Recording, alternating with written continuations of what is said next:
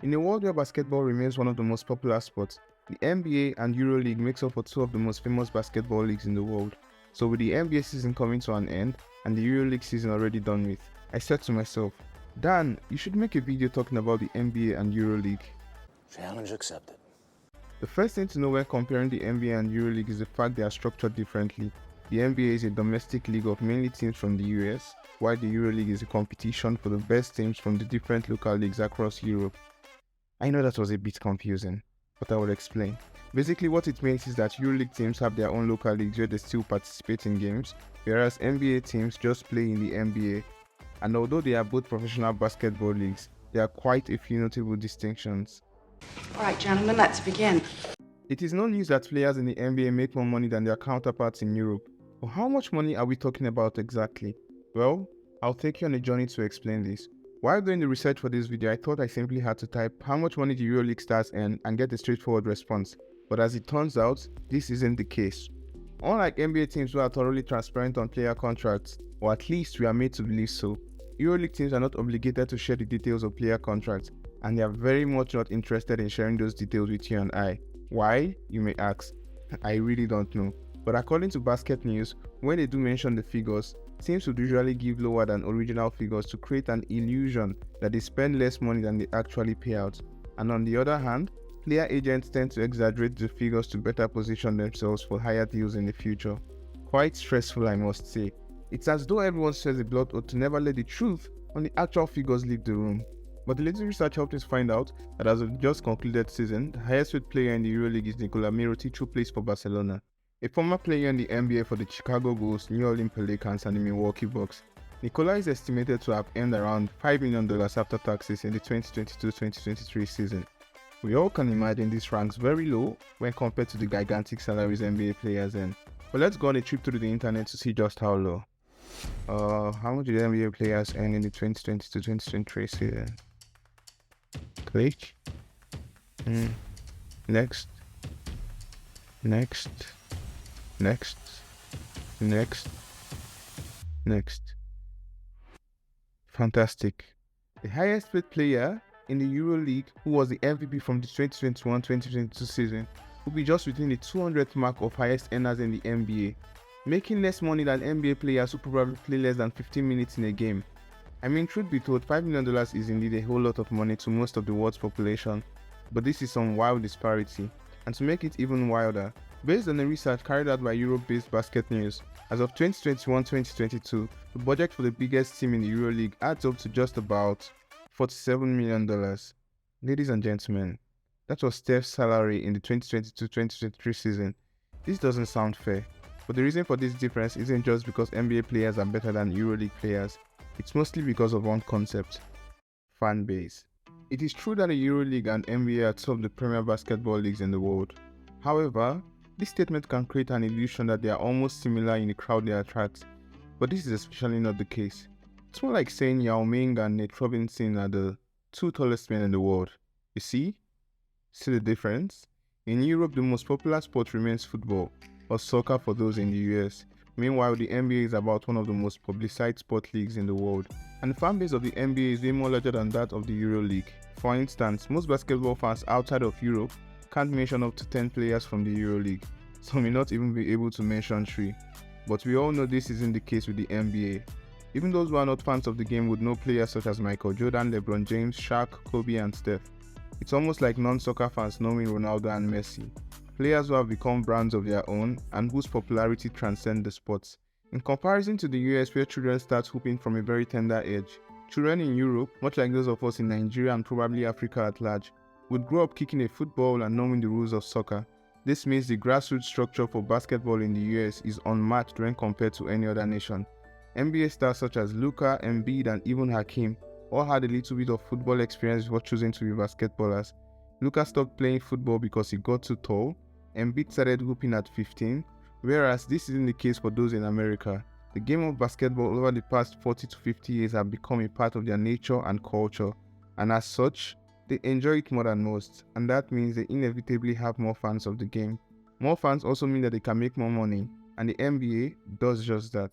Every NBA game should last 48 minutes with a 15-minute break in between halves. but games go as long as 2 hours and sometimes even longer. This means there's almost an hour of non-playing time for various brands to advertise their products. And because the NBA generally has more viewership than the EuroLeague, this also converts to brands having to pay more money to get their content in the face of every single one of those viewers. A simple law of economics. Tickets in the NBA sell for as low as a few $100 and could go as high as $50,000 for front row seats in high-profile games. Meanwhile, in the EuroLeague, the most expensive tickets mostly don't get past the $10,000 mark, and it doesn't end there. Think about merchandise sales such as player jerseys and just how much marketing the NBA gets involved in to make the game of basketball known outside of the US. The gap is huge. But how much of a talent gap exists between both leagues? The undeniable truth is the players in the NBA are by far the most talented players in the world, with a record of 75-16 against EuroLeague teams. But we've all heard European-grown players such as Giannis, Luka and Nikola Jokic claim that the EuroLeague is harder than the NBA. Luka had even said he prefers watching the EuroLeague to the NBA. He also claimed that it is easier to score in the NBA. These claims are true, but they have more to do with the rules and style of play and not actual talent or team superiority. A close look at the EuroLeague would make a couple of things clear to you. Their courts are smaller than the NBA courts, and because of this, their three-point line is also closer to the basket than in the NBA. This may seem insignificant to most, but playing in a smaller court basically makes it harder to score on set defenses. There's less spacing, and defenders find it easy to close in on the opposing player with the ball. In the words of Giannis, "Playing over there prepares me for the NBA season. Playing with so much less space just helps me figure out things because now, when I go in an NBA game, I just feel like there's so much space for me to be able to operate in and create for my teammates and for myself." Jokic also said, "Is it harder? Yeah, just because in Europe, you need to have really quick thinking. In the NBA, if you go by the guy, you can see the help coming. In Europe, if you go by the guy, the help is already there. So you need to kind of think a play ahead." It's quite interesting how much a seemingly little adjustment in court size could affect gameplay and strategy. On this play, with practically all 5 players on the Olympiacos team within the arc, there's really not that much space to drive, so Luka goes for his patented step back three. He misses, but most importantly, the defender who has long arms was able to disrupt his focus quickly before his release. This is one of many instances where we see the advantage or disadvantage of playing in a considerable smaller court. It's almost like having 6 players on an NBA court. Games in EuroLeague are more physical than those in the NBA. This means hand checking is allowed and there are not a whole lot of free throws or personal fouls being called, enabling their teams to be more defense oriented. There's also the fact that there's no defensive 3-second violation. What this means is that coupled with a smaller court, your big man can literally meditate under the paint. Imagine Rudy Gobert or Anthony Davis at their best being allowed to wait for whoever it is to drive to the basket. This means easy blocks, challenges and deflections for the big man and less points for the opposing player. These rules make it harder to score and easier to defend, but they don't make the EuroLeague better than the NBA. It just makes it the preferred option for fans of the game who would rather not watch players shooting free throws every other minute or getting easy drives to the basket. Unlike the NBA, the EuroLeague does not have a draft system. Crazy, right? In Europe, they simply start playing for teams as young as possible. Teams notice young talent and whoever signs them on first gets the right to the player. Much like football in Europe, here the team grooms players from a young age as they rise through the ranks in each team's system.